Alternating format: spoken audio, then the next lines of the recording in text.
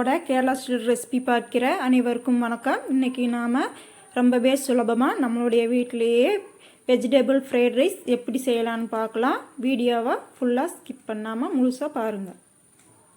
இப்போ vegetable fried ரைஸுக்கு முந்திரி பருப்பு, கிஸ்மிஸ் பழம், பொடிசாக கட் பண்ணி வச்ச 2 பெரிய வெங்காயம், கேப்சிகம், மிளகாய், புதினா, கொத்தமல்லி இலை, கேரட், பீன்ஸ் பொடிசாக கட் பண்ணி வச்சுருக்கு, அனாச்சி பழம், குருமிளகு பொடி, பட்டை, கிராம்பு, ஏலக்காய்,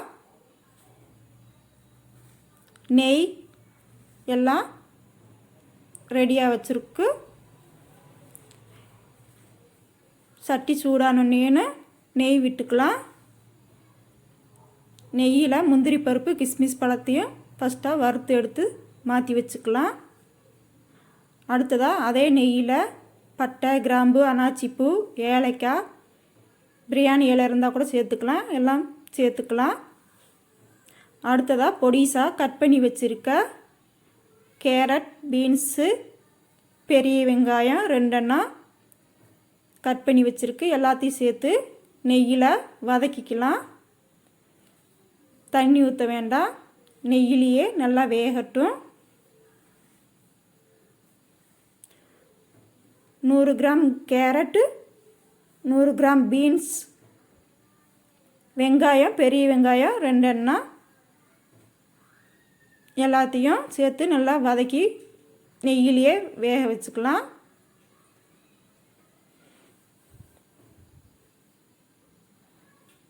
இந்த மாதிரி கிளறி கொடுங்க, இல்லைன்னா லேசாக தீ குறைச்சி வச்சுக்கிறணும், அதை பார்த்துக்கோங்க, கூட்டி வைக்கக்கூடாது.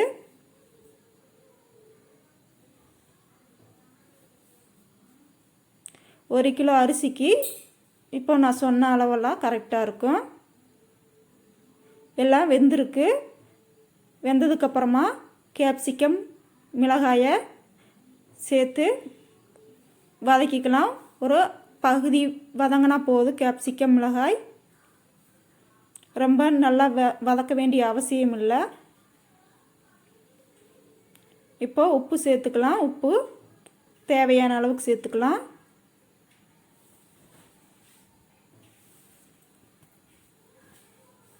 நல்லா வதங்கிருச்சு. பச்சை மிளகாய் ஒன்றும் சேர்க்க வேண்டியதில்லை. பைனாப்பிள் கட் பண்ணி வச்சுருக்கிறத சேர்த்துக்கலாம். பைனாப்பிள் பார்த்திங்கன்னா நல்லா ஃப்ளேவர் கிடைக்கும். எசன்ஸுக்கு பதிலாக நம்ம பைனாப்பிள் சேர்த்துருக்கோம். உங்களுக்கு எந்த ஃப்ளேவர் பிடிக்குமோ அந்த பழம் சேர்த்துக்கலாம். இல்லைன்னா நீங்கள் எசன்ஸ் வேணுக்குன்னா கூட சேர்த்துக்கலாம்.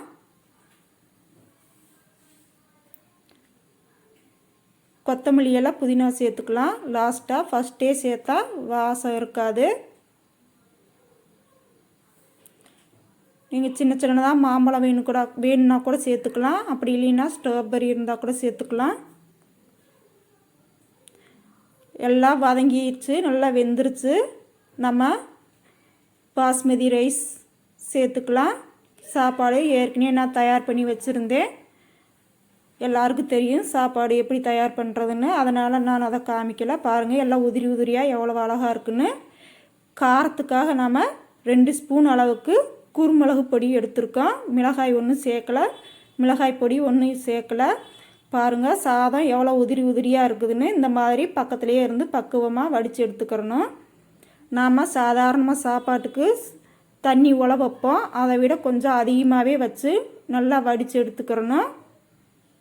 இந்த மாதிரி அரிசி இந்த மாதிரி இருந்தால் தான் நல்லாயிருக்கும். வேகாமல் இருந்துடக்கூடாது, வேகணும். அதே மாதிரி உதிரி உதிரியாக இருக்கணும். ரொம்ப குழஞ்சிருச்சுன்னா ஃப்ரைட் ரைஸ் கண்டிப்பாக நல்லா இருக்காது. ரொம்பவே சூப்பராக வந்திருக்கு பாருங்கள். லாஸ்ட்டாக நம்ம கொத்தமல்லி எல்லாம், புதினா சேர்த்துட்டு வறுத்து வச்சுருக்கிற கிஸ்மிஸ் பழம், முந்திரி பருப்பையும் சேர்த்துக்கலாம். பாருங்கள் ரொம்பவே சூப்பராக தயாராகிருச்சு நம்மளுடைய ஃப்ரைட் ரைஸ். ரொம்பவே சுலபமாக முடிஞ்சிருச்சு. இந்த வீடியோ உங்களுக்கு பிடிச்சிருக்குன்னு நினைக்கிறேன். பிடிச்சிருந்தால் லைக் பண்ணுங்கள், ஷேர் பண்ணுங்கள், சப்ஸ்கிரைப் பண்ணுங்கள். உங்களுக்கு பிடிச்ச கூட்டுக்காரங்களுக்கு ஷேர் பண்ணி விடுங்க.